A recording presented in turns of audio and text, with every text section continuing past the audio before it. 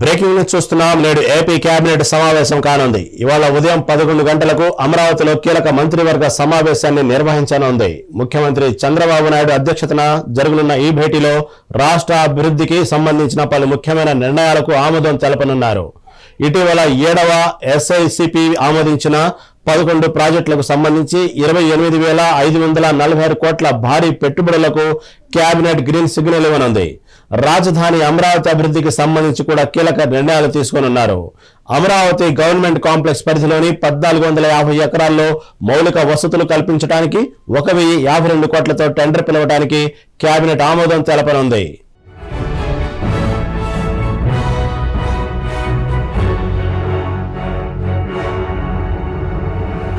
నేడు AP cabinet సమావేశంపై మరింత update మా ప్రిన్సిపల్ కరెస్పాండెంట్ కృష్ణ విజయవాడ నుంచి అందిస్తారు. కృష్ణ, చెప్పండి. నేడు ఏపీ కేబినెట్ సమావేశంలో అనేక అమరావతికి సంబంధించి కానివ్వండి అనేక అభివృద్ధి కార్యక్రమాల మీద ఈ రోజు అనేక కీలక నిర్ణయాలు తీసుకునే అవకాశం ఉన్నట్టు కనబడతా ఉంది. దీని మీద తాజా అప్డేట్ ఏంటి?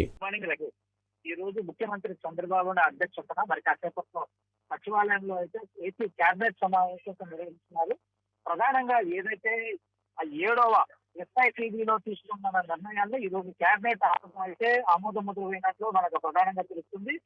దాదాపుగా 19 ప్రాజెక్టులకు సంబంధించి 28,546 కోట్ల పెట్టుబడులకు సంబంధించి ఈ రోజు కేబినెట్ ఆమోద ముద్ర వేయినట్లు మనకు ప్రధానంగా తెలుస్తుంది.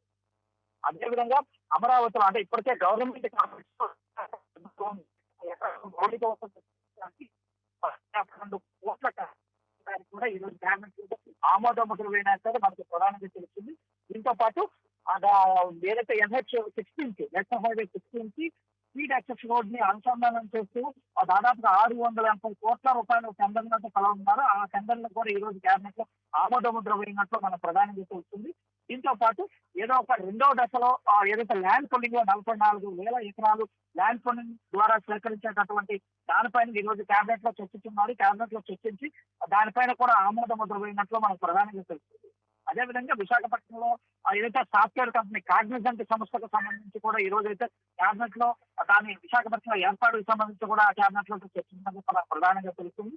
అదేవిధంగా పలు సంస్థలకు సంబంధించి భూ కేటాయింపులు వాటన్నిటికి సంబంధించి కూడా ఈ రోజు కేబినెట్ లో అయితే ఆమోద ముద్రను వేస్తున్నట్టు మనకు అర్థమవుతుంది. దీంతో పాటు ప్రధానంగా ఏదైతే పట్టణాభివృద్ధి సంస్థను పునర్వ్యవస్థీకరిస్తూ కూడా మరికొన్ని పట్టణాలకి పట్టణాభివృద్ధి సంస్థని పునరుద్ధరణ చేయాలి, ఆ హోదా కల్పించాలన్న దానిపైన కూడా ఈ రోజు కేబినెట్ లో చర్చించి ఆమోద ముద్ర వేయినట్లు తెలుస్తుంది. దీంతో పాటు ఏదైతే సూపర్ 6 లో రైతులకు సంబంధించి అన్నదాత సుఖీభవ పథకానికి సంబంధించి విధి విధానాలని దానికి సంబంధించి విధి విధానాలను ఖరారు చేస్తూ దానిపైన కూడా ఈ రోజు ప్రభుత్వం కేబినెట్ అయితే చర్చించి ఆమోద ముద్ర వేయినట్లు మనకు ప్రధానంగా తెలుస్తుంది. ముఖ్యంగా అదేవిధంగా నిన్న జరిగినటువంటి ఏదైతే కేబినెట్ పంతొమ్మిది సమావేశంలో తీసుకున్న నిర్ణయాలు ఏదైతే కొన్ని కంపెనీలకి భూములు కేటాయిస్తూ అంటే దాదాపుగా ఒక 4 పాత కంపెనీ నిన్న కేబినెట్ తీసుకున్నటువంటి నిర్ణయాలను కూడా ఈ రోజు జరగబోయే కేబినెట్ సమావేశంలో ఆమోద ముద్ర వేయినట్లు ప్రధానంగా తెలుస్తుంది.